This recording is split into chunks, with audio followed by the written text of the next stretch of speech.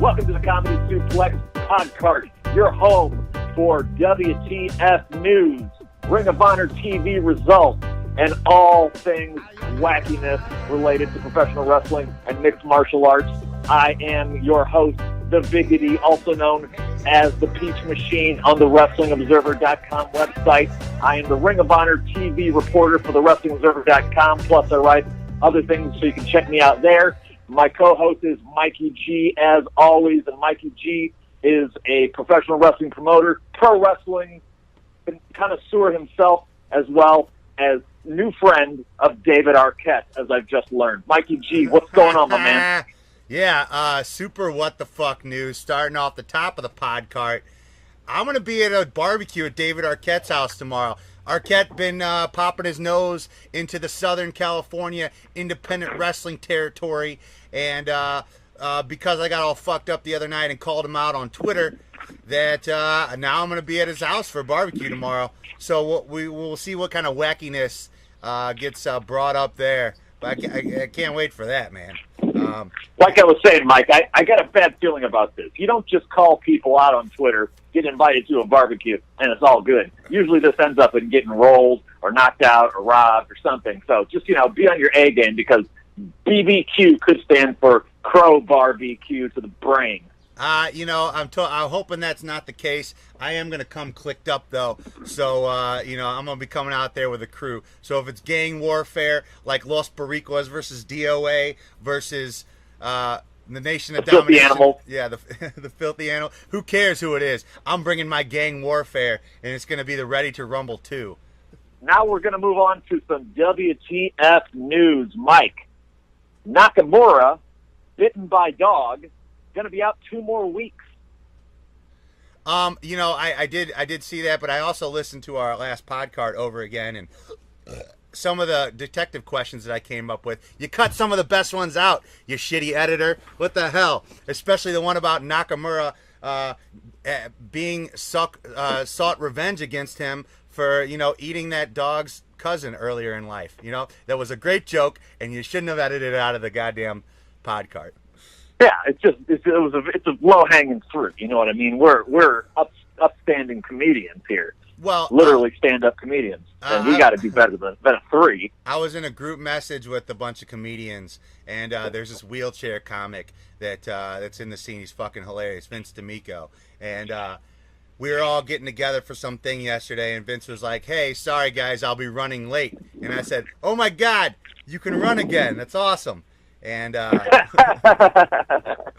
yeah, the other comics called me out for being a hacky piece of shit. So I get it. I'm a hack. I guess hack is like cheap heat, right? Exactly. But hey, you know what? Here's my theory on that. Is I thought we were all goddamn entertainers going out there to entertain everybody, not entertain a few people that have whiny fucking opinions about everything.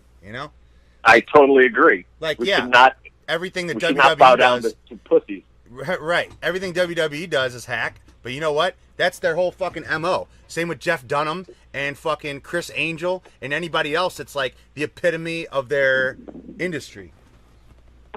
Right. I guess you got to be kind of. So, yeah, Nakamura out for 2 more weeks. So this must have been a hellacious dog bite. It was supposed to be Nakamura against AJ Styles because they're in Japan and they're doing this tour of they wrestled in Japan, and they were going to have Nakamura versus AJ Styles for the title match. Instead, that got switched to Samoa Joe versus AJ Styles.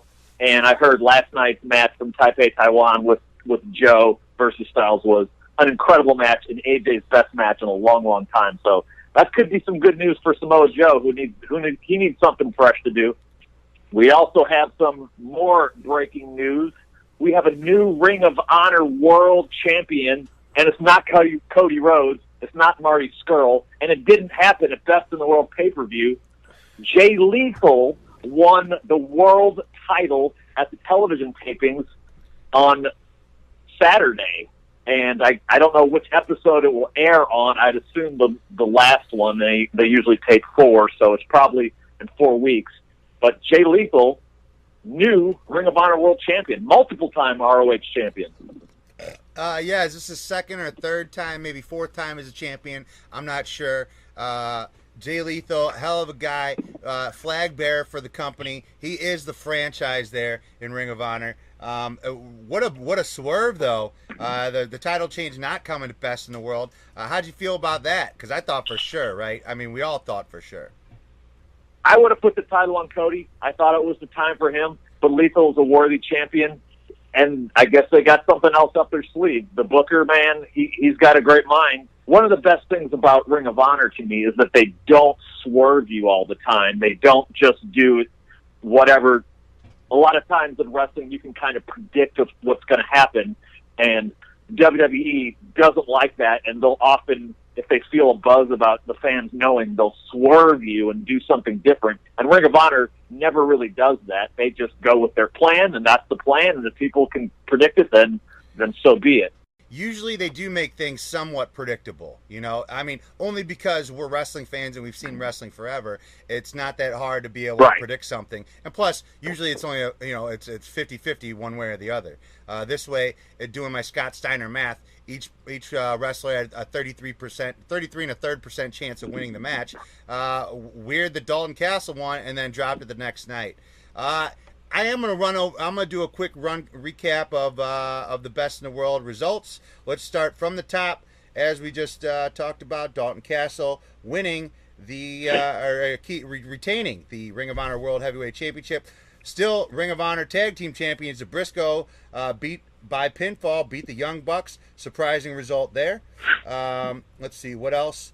Still, television champion Punishment Martinez over Hangman Page. Glad to see Punishment keeping the belt there. The franchise, Jay Lethal, as we said, winner by lethal injection over Kushida. What else happened on this card? Austin Aries by pinfall over Kenny King. Nice hot streak looking for Austin Aries coming up there. What else happened? Women of Honor champions Sumi Sasaki, Tennille Dashwood, Jenny Rose, and Iwatani. Their 8-woman tag match. They won that one as well. What else was on this card? Flip Gordon beat Bully Ray by disqualification in Viggity's favorite match in the planet. And the opening contest on this pay-per-view, still Ring of Honor 6-man champions, the Kingdom. Nobody's losing titles on this show. You said Sumi Siaki. It's Sumi Sakai, not Sonny Siaki's long-lost sister, the lunch lady. It is, it was That's why I didn't even bother talking about who the Kingdom beat, because I will butcher that name forever. Los Ingobernables of Japan. I don't even know. I'm not even going to try. Los Ingobernables de Japón. Not their best card ever, but I mean, holy shit. The Briscoes versus the Young Bucks. Amazing stuff.